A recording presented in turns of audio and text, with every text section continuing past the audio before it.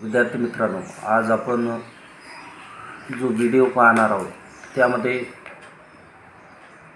British east India company आणि त्याचबरोबर असणाऱ्या विदेशी ज्या सत्ता आहेत यांनी भारतामध्ये पायमुळे कशा पद्धतीने रोवले.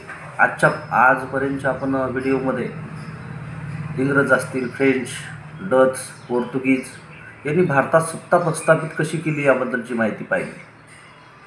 आज आपण भारतातील ज्या प्रमुख सत्ता ज्यामध्ये इंग्रज आणि फ्रेंच यांनी सत्ता प्रस्थापित करण्यासाठी जो संघर्ष केला आणि त्या संघर्षामध्ये जी युद्धजन्य परिस्थिती निर्माण झाली, जे विदेशी लोक व्यापारी म्हणून आले होते ते राज्यकर्ते बनले आणि ह्या राज्यकर्ते बनत असताना अंतर्गत त्यांच्यामध्येच असणारा संघर्ष म्हणजे विदेशी सत्तेमध्येच असणारा संघर्ष कशा पद्धतीने होता याबद्दलची माहिती पाहणार आहोत. म्हणजेच आजच्या या व्हिडिओमध्ये आपण भारतामधील इंग्रज आणि फ्रेंच या दोन सत्ता ज्या कर्नाटक भागामध्ये जी युद्धजन्य परिस्थिती निर्माण झाली याबद्दलची माहिती पाहणार आहोत. इंग्रज आणि फ्रेंच हे दोन्ही सत्ता व्यापारी म्हणून आलेल्या होत्या, पण पुढे त्यांनी राज्यकर्ते या भूमिकेतून मार्गक्रम करायला सुरुवात केली. त्यावेळेस एक सत्ता म्हणजेच इंग्रज व्यापारी म्हणून जरी असले तर त्यांनी स्वतःला राजकारणाचं स्वरूप देण्याचं काम केलं आणि भविष्यामध्ये ह्या अन्य जे सत्ता आहेत या सत्तेचा बिमोड करणे, त्यांना भारतातून बाहेर काढून टाकणे आणि स्वतःची सत्ता प्रस्थापित करणे भारतात हा मुख्य हेतू घेऊन त्यांनी युद्धजन्य परिस्थिती निर्माण केली. आता या बाबीला फ्रेंच आणि इंग्रज यांच्यात संघर्ष होणे हे अटळ होतं, कारण फ्रेंचसुद्धा त्याच पद्धतीने भारतामध्ये स्वतःची सत्ता प्रस्थापित व्हावी हा उद्देश बाळगून होते. पण भारतामधल्या जे काही संस्थानिक असतील, राजे असतील यांच्यामध्ये अंतर्गत एक परिस्थिती असेल किंवा प्रत्येक राज्य हे आपलं स्वतःचं अस्तित्व बाळगून होता. मग अशा वेळेस संपूर्ण भारत जिंकणे हे इंग्रजाला किंवा फ्रेंचालाही शक्य नव्हतं. मग ते संधी शोधत होते की कोणता तर विदेशी आक्रमण हे भारतावर झाल्यानंतर भारतातल्या ह्या छोट्या मोठ्या सत्ता ज्या प्रबळ होत्या, स्थानिक सत्ता, त्या नष्ट झाल्या तेव्हाच आपल्याला सत्ता प्रस्थापित करता येईल. आणि ती पार्श्वभूमी किंवा ती घटना घडली म्हणजे 18व्या शतकाच्या मध्यावर म्हणजे भारतामध्ये 1738चा कालखंड. आणि या 1738मध्ये इराणहून नादिरशहा जो इराणचा शासक नादिरशहा म्हणून होता त्यांनी भारतावर आक्रमण केलं आणि आक्रमण केल्यानंतर त्यांनी दिल्ली जिंकून घेतली आणि दिल्लीची लूट केली. त्यावेळेस 100 कोटी रुपयाची संपत्ती, एवढी अफाट संपत्ती तो नादिरशहा आपल्या मायदेशी इराणला घेऊन गेला. मग अशा वेळेस जे मोगल बादशाह होता याची पत प्रतिष्ठा कमी झाली होती आणि त्याच्या अंतर्गत असणारे वेगवेगळ्या संस्थानाचे राजे असतील किंवा सरदार असतील यांच्या मनामध्ये मुघल बादशाहबद्दलची जी भावना होती, शासक म्हणून होता, बादशाह म्हणून होता, त्याच्याबद्दलची भावना कमी होऊ लागली आणि स्वतंत्र राज्य प्रस्थापित करण्याची महत्त्वाकांक्षा निर्माण झाली. मग अशा परिस्थितीमध्ये राजपूत असतील, जाट असतील, शीख असतील असे उत्तरेमध्ये स्वतंत्र राज्य निर्माण झाले आणि त्याच पद्धतीने दक्षिण भारतातसुद्धा एक परिस्थिती निर्माण झाली. कर्नाटकचा प्रदेश असतील अशा भागामध्ये निजाम आहे, मराठी आहेत, अशा सत्तेने स्वतःची प्रबळ सत्ता निर्माण केली. मराठ्यांची तर अगोदरची सत्ता प्रस्थापित होती पण त्याच्यामध्ये अनेक भर पडली. निजाम उल मुल्क यांनी सत्ता प्रस्थापित केली होती 1724च्या कालखंडामध्ये. त्याला एक निजामाचं सरकार म्हणून स्वतःचं अस्तित्व निर्माण केलं, हैदराबाद संस्थान. मग दक्षिणेमध्ये मराठे व निजाम हे सत्ता प्रस्थापित करणारे प्रबळ म्हणजे दक्षिणेमधली सत्ता त्यांच्याकडे होती. मग अशा परिस्थितीमध्ये निजामाने दक्षिणेवर पूर्ण ताबा मिळवायला प्रारंभ केला, मराठ्यांचं राज्य सोडून.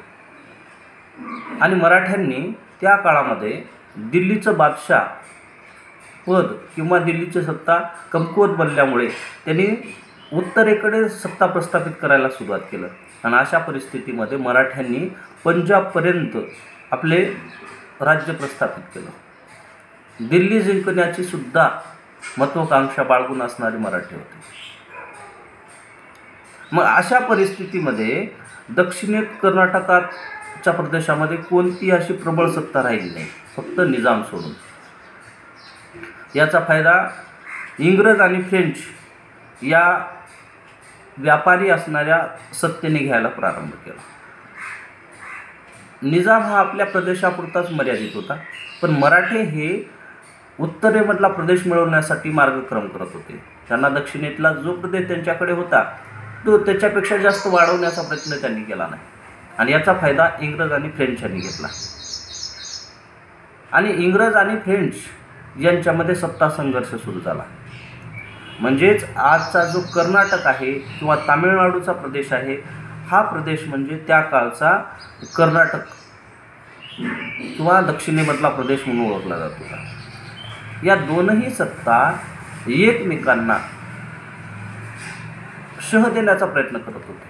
कारण दक्षिणेमध्ये व्यापाराची पार्श्वभूमी किंवा व्यापार वाढावा, राज्यकर्ते त्या ठिकाणी बनावे अशी महत्त्वाकांक्षा त्या दोघांच्याही मनात होती. आणि याच दृष्टिकोनातून या दोघांमध्ये सत्ता संघर्ष सुरू झाला. मग अशा सत्ता संघर्षामध्ये इंग्रज फ्रेंच यांनी आपल्या राजकारणाचा म्हणजे राजकीय सत्तेचा एक आधारभूत पैलू असावा, म्हणजे कोणतं सोबत असावं, आणि ते मिळवणं म्हणजे दक्षिणेमधल्या सत्ता. ज्या मुळात इथं अस्तित्वात असणाऱ्या सत्तांना आपल्या अंतर्गत घेण्याचं काम त्यांनी सुरुवात केलं. आणि त्यामुळे या दोघांमध्ये सत्ता संघर्ष सुरू झाला. आता या सत्ता संघर्षामध्ये जे फ्रेंच होते यांच्याकडे सैन्यशक्तीसुद्धा कमी होती, पण इंग्रज जे आहेत हे इंग्रजांकडे सत्ता संघर्ष म्हणजे सैन्यसुद्धा जास्त होतं. त्याचबरोबर ब्रिटिश ईस्ट इंडिया कंपनी ही पूर्णपणे इंग्रजांच्या म्हणजे इंग्रज जे व्यापारी म्हणून आले होते यांना सपोर्ट करणारे. अशा तुल्यबळ असणाऱ्या परिस्थितीमध्ये या दोन सत्तेमध्ये संघर्ष सुरू झाला. वास्तविक पाहता भारतातली सत्ता, भारतातले शासक आणि यांच्या राज्यावर सत्ता प्रस्थापित करण्यासाठी विदेशातून आलेले, व्यापार करण्यासाठी आलेले व्यापारी आपला व्यापार, उद्योगधंदे किंवा स्वतःचं अस्तित्व सिद्ध करून राजकारणात प्रवेश करण्यासाठी एकमेकात संघर्ष करू लागले. म्हणजे भारतातली सत्ता असून सुद्धा विदेशी लोक आपल्या मुत्सद्दीगिरीचा वापर करून, आपल्या राजकारणाचा वापर करून भविष्यात स्वतःची सत्ता प्रस्थापित करण्याचा जो हेतू बाळगला. आणि या हेतूमधूनच इंग्रज फ्रेंच यांच्यामध्ये जे युद्ध झालं त्याला कर्नाटकचं युद्ध म्हणून सुद्धा ओळखलं जातं. आता या युद्धामध्ये जे सत्ता संघर्ष झाला आणि या सत्ता संघर्षाला ते निजाम असतील यांच्या उत्तराधिकारी यांच्यातला अंतर्गत कलह आहे. त्याचबरोबर त्या काळामध्ये कर्नाटकचा नवाब यांच्या गादीवरचा प्रश्न आहे.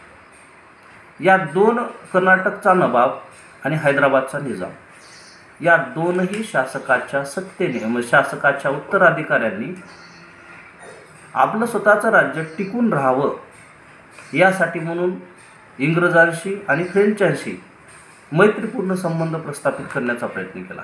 आणि या मैत्रीपूर्ण संघर्षाला त्यांचा जरी उद्देश असेल तरी इंग्रज आणि फ्रेंचाचा उद्देश व्यापार करणे आणि त्याचबरोबर सत्ता प्रस्थापित करणे हा उद्देश होता.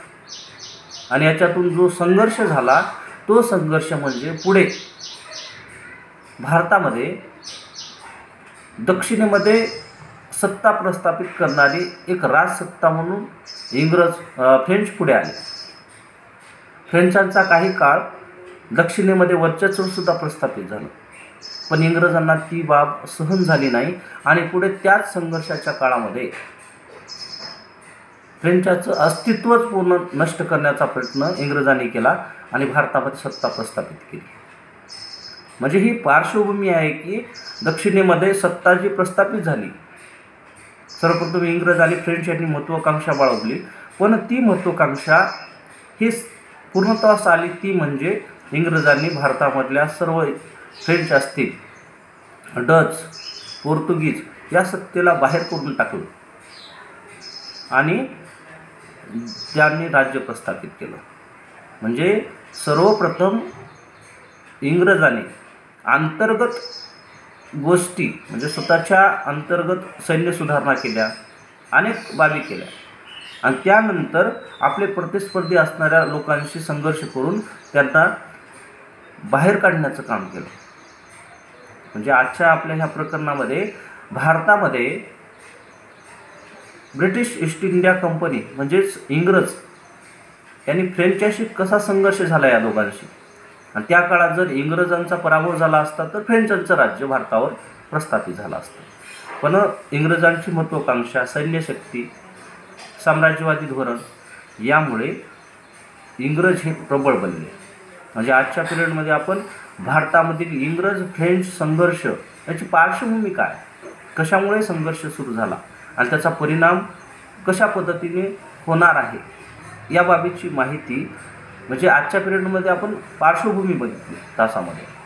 आणि त्यानंतरच्या आपल्या तासामध्ये आपण इंग्रजांचे म्हणजे इंग्रज आणि फ्रेंच यांच्यामधला संघर्ष आणि या संघर्षातून फ्रेंचांचं काही काळ दक्षिणेमध्ये वर्चस्व निर्माण झालं याबद्दलची माहिती आपण उद्याच्या आपल्या तासामध्ये आपण पाहणार आहोत.